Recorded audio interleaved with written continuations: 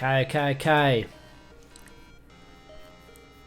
Welcome back to another episode of the Crooked Podcast, episode 6. I'm trying to keep track. I think we're up to episode 6, I think. I didn't do me a recap show. I don't think I'm going to be doing a recap show anymore, just because I think it's better just to do it on all in one episode, and then I can do other videos. Like, I want to start doing other videos. More just YouTube type videos, not really podcasts. Try and grow that out a bit. If you haven't watched it yet, I did my how to bet both ways on Blood Diamond versus Orion Koshie. And yeah, so if you want to bet on that fight, I'm just going to adjust my camera. That's a good little video to watch.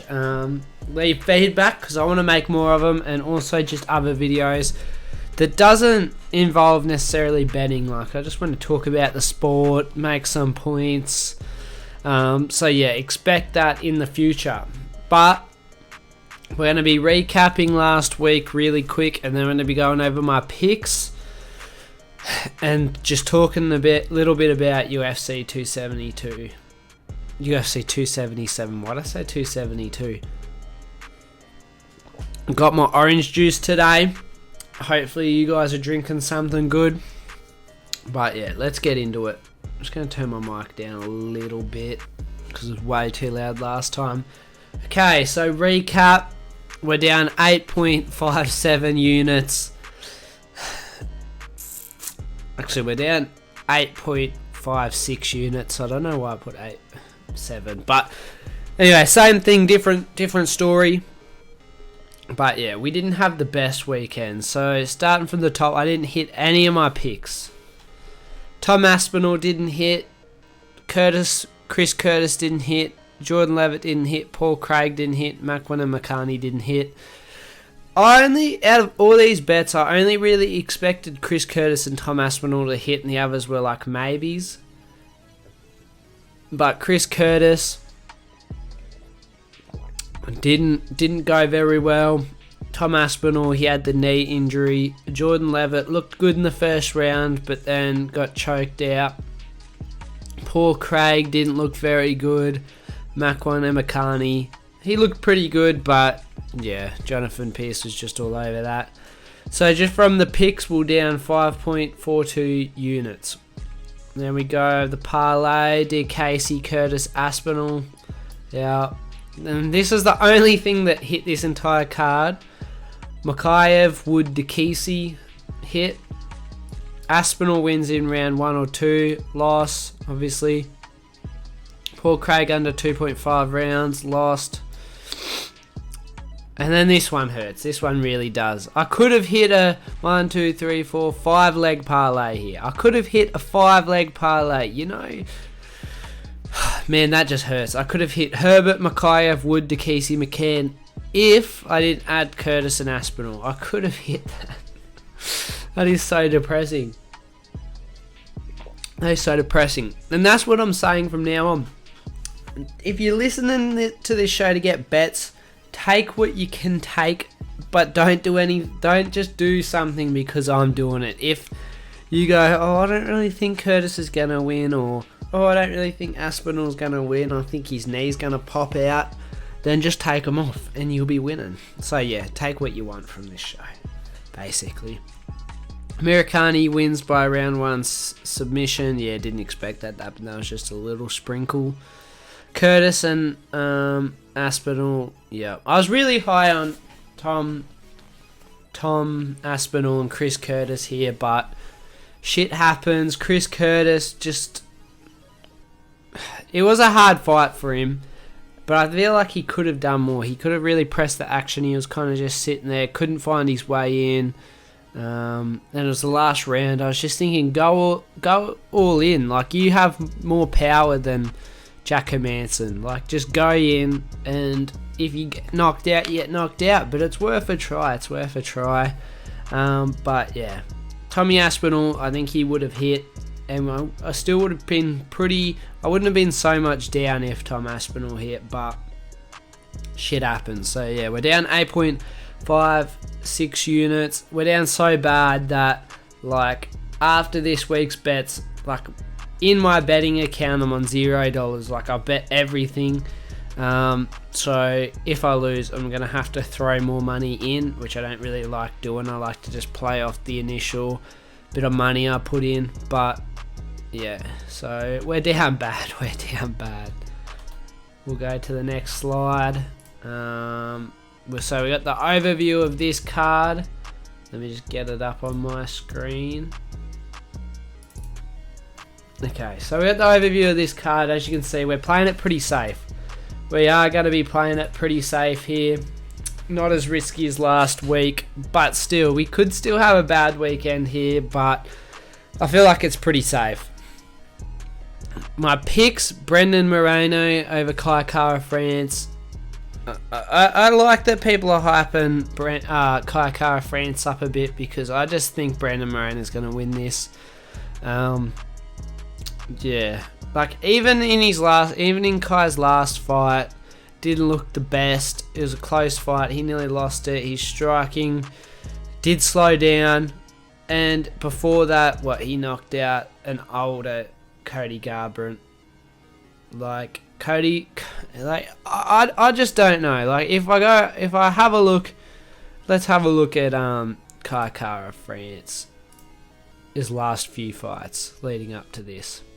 So he had a win over Askarov, a win over Garbrandt, and a win over Bonturin. Is that how you say it? No, actually not familiar with this fighter. 16-4. Decent. It must be decent. What? How do you win that one? KO. Oh, round 1. So yeah, that's a good win right there. That's a good win. I'm not going to cap. Brandon Royval lost that one. And who is this fighter? Tyson Nam, 20-12, and he beat Tyson Nam via unanimous decision. So I mean, he's got a decent run. He's had his losses, like he lost to Brendan Moreno, won to Tyson Nam, lost to Brandon Royval, but I just don't feel like any of these opponents are crazy good opponents. Like Askar Azarov, yeah, good opponent, but that was still a really close fight, even though Askarov couldn't get it to the ground. But a good win. I just don't think Askar really showed up that night. I feel like if they run it back again, Askar would win. It sounds like I'm a hater now, it does. But I like Kai Kara France, but I just think Brandon Moreno is a level ahead, and that's what I'm betting on. Brandon Moreno being a level ahead in the striking, the grappling, the IQ, the experience, pretty much everywhere other than the power, which I think Kai's got. Should be a good fight though. Kai will probably win the first round, but then I think Brendan Moreno will take over and probably get a 4th round TKO. I could honestly see that. Don'Tale Mayes is next. I picked him over Hamdi Abdulahab. Did not say that correct. Don'Tale Mayes with his brutal groin strikes. Ooh, he's striking with his groin. He's not striking somebody else's groin. But yeah, he's a massive guy, 6'6". I feel like he's just going to have an advantage here. His opponent, Hamdi's coming in on short notice. I just think that this is a bad matchup for Hamdi. Hamdi's a smaller fighter. He is a good wrestler though. He's a good wrestler. He's 6'2", but honestly, I've seen pictures and stuff of him. I'd be surprised if he's 6'2". I don't think he's 6'2". I think he's about 6 foot. So that's a 6-inch height advantage, and I'm not good at my math. What is that? 7-inch reach advantage, 81 to 73. That's something crazy. But yeah, crazy height and reach advantage. I think Hamdi, 5-0, crazy fighter, comes in guns blazing, is an Olympic wrestler, but you know, Don'Tale Mayes isn't trash from grappling as well. So that's why we're picking Don'Tale Mayes here. Don'Tale Mayes by a KO, I'm guessing, but I'm just playing his money line because who knows. Jiyeon Kim versus Jocelyn Edwards. I put 0.5 units on this fight. I just think this is a 50-50 fight, and for the odds, why not put a little bit on Ji Yeon Kim? I think she's got the better boxing. Jocelyn Edwards has the better kicks, but I feel like Ji Yeon Kim is going to be able to put that power on her. She's a harder hitter in my opinion. I feel like she's just going to come in, land the more significant strikes and win this one. Jocelyn Edwards is coming in on short notice, so you never know. So, I mean, they have a pretty big striking difference. Jocelyn Edwards 63.2 and Ji Yeon Kim only 39.7, but I feel like the biggest significant strikes will be from Ji Yeon Kim, and for those odds I can't help but take her in this matchup. What was she paying? I don't know if what was she paying? 2.15 for a 50-50 matchup. That's madness. That's why I'm picking it. That is why I'm picking it. Okay, up next, I've got a two-leg parlay. Koshei and Kalayev. Now, everybody's a bit scared to pick Koshei because of the crazy striker that Blood Diamond is. I did a small breakdown on how to bet both ways on this. But I think Koshei is just going to be able to do similar to what Jeremiah Wells did, take Blood Diamond down. And instead of just trying to find the submission, I could see Koshei really damaging him. Sure, that might give Blood Diamond a chance to get up, but it could also finish the fight. I wouldn't be surprised if Koshei gets this done in the first round via TKO on the mat. But I'm just going to play his money line because, I just feel like he's going to have the wrestling advantage. And to put Blood Diamond against a wrestler after his last fight, and to see his fight before that, where he also got taken down by Dim Skillies, which is an Australian fighter, 7-4 record, who wasn't a grappler, and he took Blood Diamond down for a second. Blood Diamond did get back up, but my point is Dim Skillies isn't the level of wrestler that Koshei is. So, I mean, and Blood Diamond, his kickboxing's sort of overrated too. He's a good kickboxer, but he does get hit a lot. You go back and watch any of his kickboxing fights, he gets hit a lot. And he gets wobbled too. So, a good kickboxer, but supreme kickboxer, I don't know about that. Next we have, Magomed Ankalaev in the parlay. I just feel like he's going to have an advantage everywhere. Only place Anthony Smith has an advantage is he's more of a dog and probably has a slight submission advantage, but I think Ankalaev is a great grappler and a great striker, and I could just see him keeping Anthony Smith away for the whole rounds, maybe even finding a mark to finish him in round 3, but I think it'll be a decision win. I feel like this will be a frustrating fight for Anthony Smith. It'll look kind of similar to Chris Curtis, Jack Hermanson. I feel like Anthony Smith will be getting frustrated, and it could make him do something stupid that could get him caught. But Anthony Smith is a pretty smart fighter, so I would not bank on that. But that pays out at 1.99. Okay, moving on. Adam Fugit, I don't know what it is, Fugit. I'm just going to say Fugit because it sounds better. Versus Michael Morales. Morales to win. I just feel like he's got a massive advantage here. I feel like he's overall a better fighter. Fugit does have some decent knockout power, and he does have some decent fights. Let me go over him. I can get it up. Why will it not open? Okay, here we go. So on the side of Adam Fugit, he's coming off 4-win streak, 2 submissions and 2 TKOs. This is his debut. Marco Morales 13-0. I just feel like he's going to have him everywhere. I don't really know what else to say for that one besides I just think Michael Morales is a bit better everywhere. He's just got to be careful he doesn't get caught, but I feel like this could be a bad debut from Adam Fugit. Brendan Moreno vs Kai Kara France. As I said above, I just think Moreno is going to be all over him. 1.75. I put 0.66 units on that. Amanda Nunes vs Juliana Pena over 2.5. Paying at 1.90, put 0.83 units on this. I wanted to bet on this fight. I wanted to bet on this fight, but I didn't because I just think it's... it could just go two ways. Like, one part of me is just telling me that Amanda's just going to go out there and, like, do what she did to every other opponent before that last fight. But then another part of me is thinking maybe Juliana is just better. Like, maybe she's just better and she's just going to show that again. And I don't know, Amanda's just seemed off to me as well. Like, I just don't think she really loves the sport anymore. I feel like if she loses this, I just feel like she's just going to retire.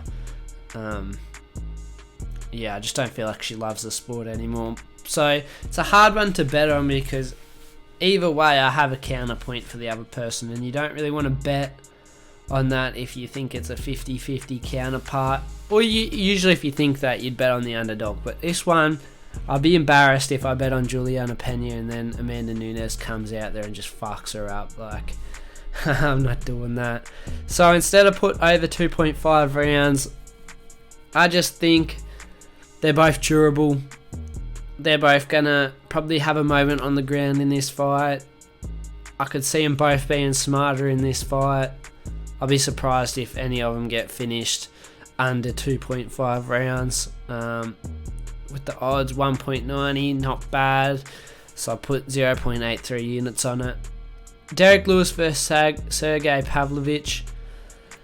Now, this didn't have... So this is correct fight to end in round 1, but the MMA bet tips didn't have it. It just says not fight. Like, that fight doesn't start round 2, which is the closest thing I could find.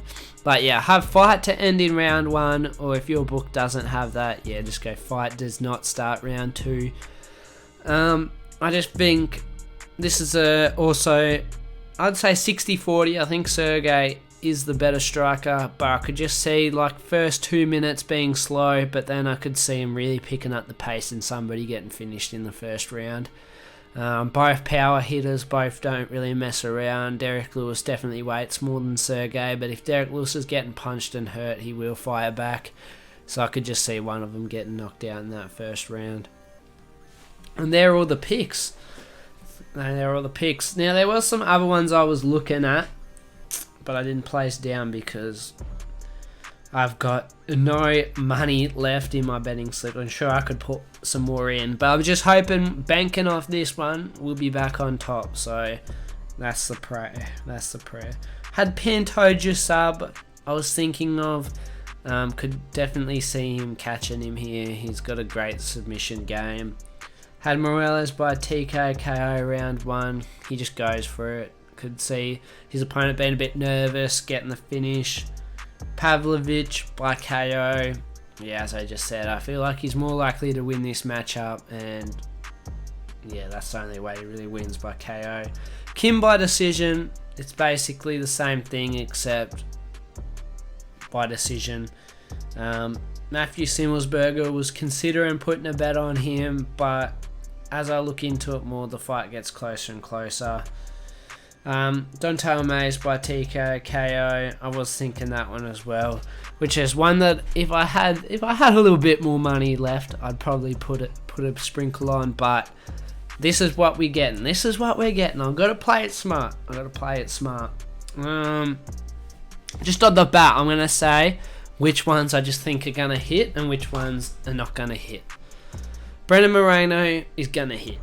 I'm saying it now for the record. It's gonna hit. Don'Tale Mayes, it's gonna hit. Jeon Kim might hit. It's in the middle. If it doesn't hit, don't be surprised. Orion Cochet versus Blood Diamond, it's gonna hit. You have my word. And then he just gets knocked out. No, it's a close matchup, but I think Cochet, I'd probably say 70% chance he's gonna win. Ankalaev, gonna hit. Like 95%. And people are going to say, oh, you're doubting Anthony Smith. No, Anthony Smith is good, but he's just not on Magomed Ankalaev level. I could see Magomed Ankalaev becoming a champion.